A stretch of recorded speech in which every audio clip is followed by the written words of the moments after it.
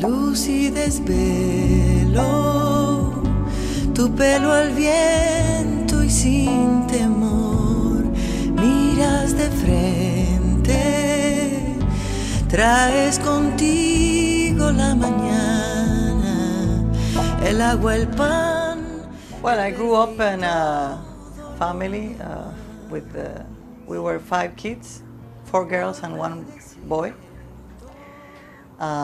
I feel I'm very lucky because my parents stayed together since my father died. They were a couple with a lot of love for themselves and for us. I went to a Catholic girls' school with nuns, and I think they taught us a lot about caring about people, loving people. And since they were women, I think they also plant a seed in our hearts to be humble and try to be helpful with other people. I studied there 13 years, all my life. When I was 14, 15 years old, there was the war in Nicaragua. So there were some times when we didn't have the chance to go to school because the war was on the streets. And in my family, they were always talking about justice and solidarity and the dictatorship, Somoza, who was here, and they were not agree with that. So I grew up with this sense of justice for people in my house. And when the revolution came, I wanted to join the literacy campaign. For example, I was in a brigade for 5 months living in the countryside. So I taught 5 people to read and write. That was, I think, a time that my life really changed when I had the chance to live in the countryside with no electricity, no clean water, just there eating rice and beans and tortilla. I come from a high middle class family, but I think that that didn't mean anything in my way of seeing life. People decide their path when you live your life, how to live. And when I was 15 years old, I joined the choir in my school. That was the first time that I understood that I had a talent in my throat, because the teacher took like 3 minutes to say you are in the choir. And I remember that all the girls stayed for 10, 15, 20 minutes doing the scales to see if they could join the choir, and I went in and I sang once and he said, "You're in." And then I understood that I could sing. At that time, my only brother was starting to be a priest out of Nicaragua, and he started playing guitar and making songs. So when he came back after 2 years in the monastery, we met in our house, and my father told my brother that I was singing in the choir. So we started singing in the house, and then he asked me to make a duo. And that's when I started singing with my brother when I was 16 years old. I think that the time that we were living, because at that time the revolution won and the dictator was kicked out of Nicaragua, everything changed. Most of our friends left to the United States, to Honduras, to Mexico, and it was practically impossible not to be involved with the things that were happening in Nicaragua, like the literacy campaign or going to pick up the cotton or the coffee in the countryside. At that moment, when I was 16 and my brother was 19, we understood that we could say things, important things, through the songs. Since he was coming from the monastery, he loved to talk about God, but not in a traditional way. More God as nature, how you feel God in your heart with everything you do in people or with nature. And of course, related to human solidarity, to rebuild a different way of thinking, to treat people with respect, for example, because in Nicaragua the social classes are very different, or were very different at that time, and we started a new way of acting, sharing with people from different professions, for example. So the songs talk about respect and talk about how we are all the same, especially. And my brother was composing all the songs, so I think he made a different melodic and rhythmic music than we were used to be with the music before the revolution, that was more folk, more traditional. And he started using world influences. So people were looking at us as something very fresh, very new. And we never liked pamphlet. We never liked to talk about political issues. He loved to write about human issues, about love, about respect, about solidarity, about ecological awareness. So in a very unexpected for us, we were invited to make albums, to tour around the world, and we recorded our first album in 1982 when we were just finishing high school, you know. And then we were touring in Europe, in America, and we ended up recording a lot of albums. Even one of our albums was produced by Jackson Browne, who's a very well-known musician from the United States. And we were touring the United States because of the political position to Nicaragua with the Civil War and the counter-revolution and everything. There were a lot of American people who were friends with Nicaragua. And we used to tour a lot in the United States talking about our dreams to have health and school and to stop the war. So I think at that time it was our songs were talking about our dreams. Of course, the political situation changed a lot in Nicaragua, and we realized that our songs were deeper than the pamphlets, you know, were looking to reach the heart of people, not only people who were involved in politics or parties, but the real people. And well, we stayed together for 30 years, my brother and I, until he died. He was sick. And we recorded 12 albums together as a duo. And we tour more than 25 countries. And a lot of our songs, I would say, it's amazing for me. They are like anthems in Nicaragua, and it have been they are alive through generations, because not only the people that are our age, but young people, students, children, they come and they sing our songs when I do concerts. So it shows that people really need to hear about hope, about love, about solidarity, about justice. When I started singing with my brother, I used to compose songs, but mainly romantic songs. I wrote a couple of songs, like for example, I wrote one for El Salvador when they also had a war, but mainly romantic songs. I'm kind of, well, you know, in those years I was 19, 20 years old, and I kept my songs in secret because I really wanted to sing about other things, not romantic things. I just wrote them because I have this feeling. So I kept them in secret for 20 years. And I actually started making songs, I would say, in the last 10 years, more seriously. And that started because I was married with a Norwegian, and I moved away from Nicaragua. I lived in Norway 5 years, and when I was there, I had nothing.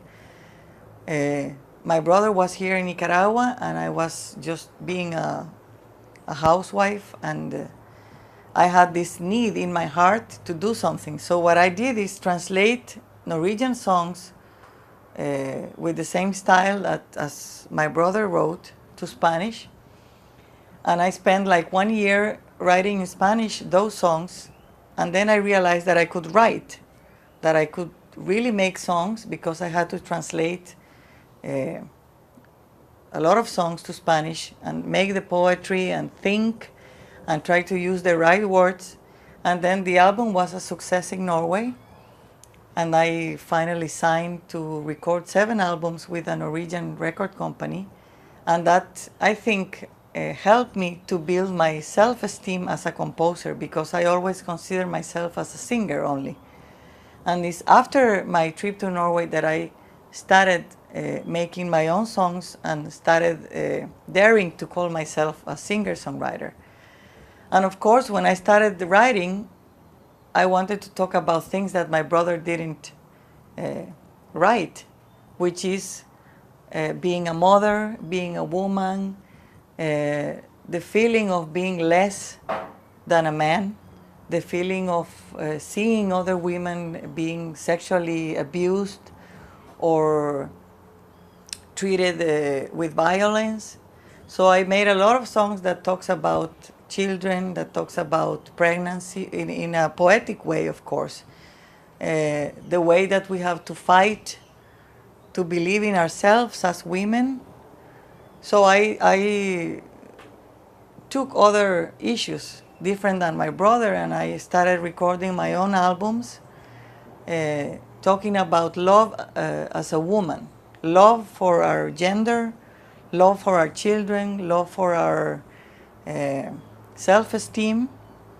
So in the last 10 years, I have recorded other albums also with my own songs, and then that, I think, has helped a lot of women through Nicaragua, because I have tried to join different campaigns, for example, to stop violence against women, or to stop sexual abuse, or to join respect for also for homophobia, to try to talk about other issues than ecological awareness or human solidarity, but to open a little wider for everybody, because I really think that a song can help you to survive your sadness, or when you feel totally destroyed. I think a song can really bring you up.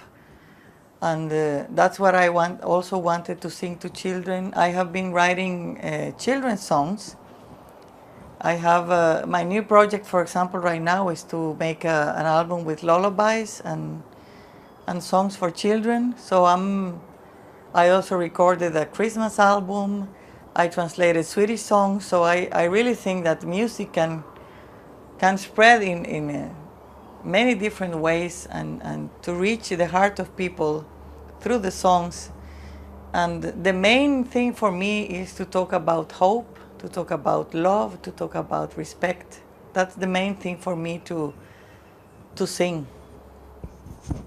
I was on the TV news because I translated Norwegian songs to Spanish.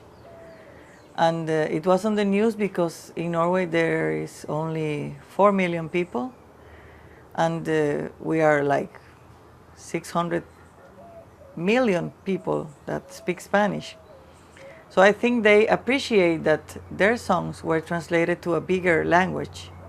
That's one of the reasons. And I guess the other one is because the author I translated was not, like I would say, he was not a big performer. He was more like a writer. He also wrote books, children books and theater. So when you hear a new arrangement with a singer and different rhythms to the songs, I think they were shocked. They were surprised that music that was so traditional and folk became something modern and with a different flavor. And I have no idea why they liked it so much, because the fact that the record company invited me to make 7 albums was telling me how much they like it, you know. So I don't know. I have no idea. I think music can make miracles in people. They just touch your heart in some way, and that's it. There's no explanation. Actually, I receive letters from everywhere, from Australia, from China, from Colombia, from Poland. In Poland, they released one compilation music from the world, and they chose one of my songs. Also in England, in Korea. I don't know, you just like it, and that's it. Because despite they don't understand the lyrics, maybe musically they just like it. And that's a mystery for me.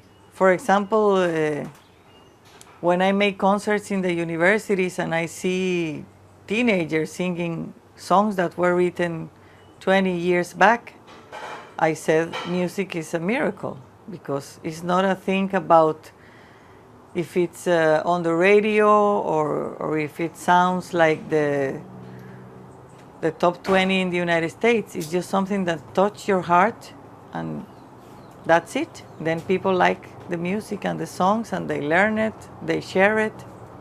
And I would say that our music is kind of timeless, because it goes through generation, and it's alive. I think, well, I have traveled around the world, in Europe, in America. I've been in Germany, Holland, Denmark, Sweden, Finland, Russia. And I mean, people don't speak Spanish. And despite that, we sell CDs and people go to the concerts. And I think that's why, I mean, it's a well-known say that music is a universal language. And despite the lyrics are so important for me and for us, there is something else than that. And I think that the feeling that I put when I sing, I don't sing songs just because I have the voice or I sing. I have to understand the song, I have to feel the song, I have to live the song to be able to sing it or record it. And I think that you cannot fool people when it comes to heart.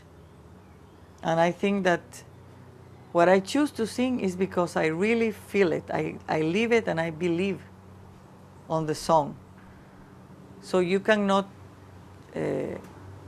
pretend that you feel a song. You have to really feel it so the other people can feel the warmth in their hearts. En Mi Calle is a song by Silvia Rodriguez from Cuba.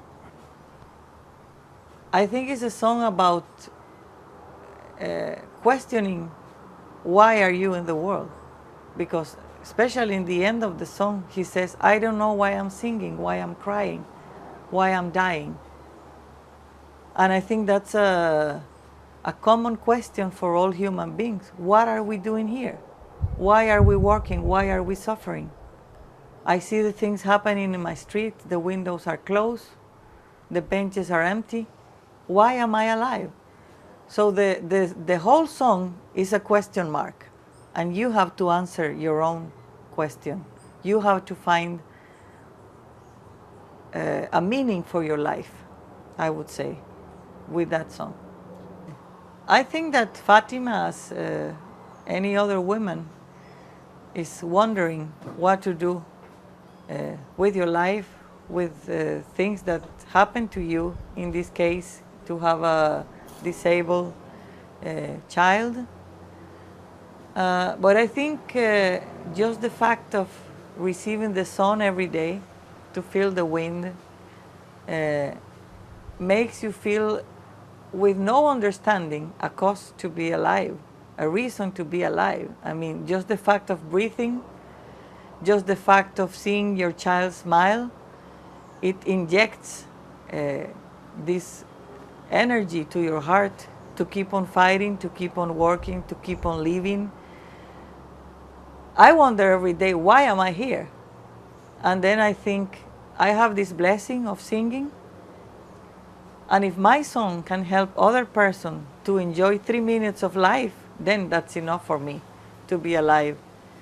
And sometimes when I'm not singing, because sometimes you don't make concerts every day or you don't have the chance to record so often, I have been blessed with my children. I've been blessed just to the fact of live in Nicaragua, which I think is a wonderful country with so much green and water and mountains and nature and friendly people. And I feel that I have a million reasons to be alive and to keep on fighting to be a happy person. I think that people came to the world to be happy. And we just have to believe that. Because I think that because we have lived war and earthquake and poverty, and because of we are a Catholic country, we have this belief that we are here to suffer.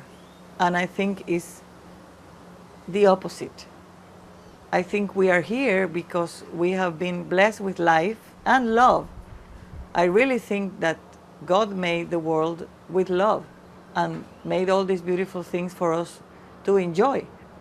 And I think we have to change that traditional way of thinking that we are here to suffer. I think we are here to be happy, to discover love and to discover joy. And we don't need to be rich, or we don't need to be educated, or we don't need to be aristocratic, or we don't need to be part of a political party. We just have to be a human being and find the richness of every person, because I think every person has something to give, and we just have to learn to receive all this beauty that is around us. So that's what I think. This is one of my brother's, Salvador Cardenal, paintings, and it's called Ángel de Luz, Angel of Light. And I would say it grabs all his passion for life, for hope. He loved to paint people faces. Sometimes you cannot say if it's a man or a woman. He loved to paint angels. He was a very optimistic person, and he always thought that a song could touch people's hearts.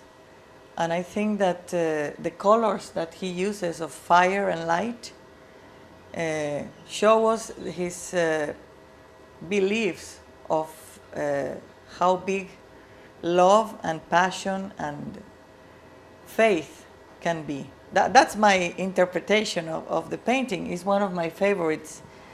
All his paintings are full of green, of blue, of yellow. He was very positive, despite he was sick for 10 years before he died. He kept this joyful spirit.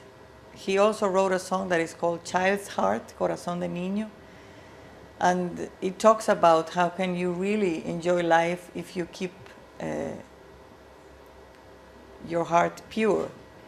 And I think when you are a kid, the main characteristic is the being able of being surprised with the little things of life. And when we grow up, we get used to the wind, to the song, to the laugh of people, and then we get bored because we lose that innocence that children can have.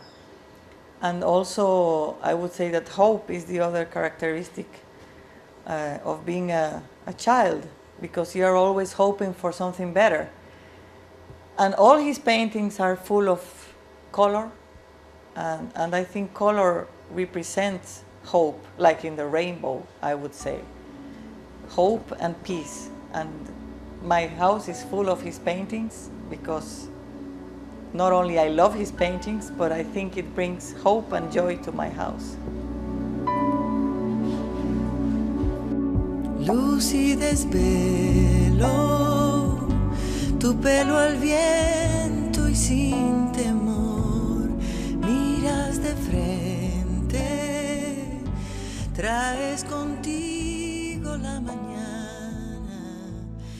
agua, el pan, el verde y todo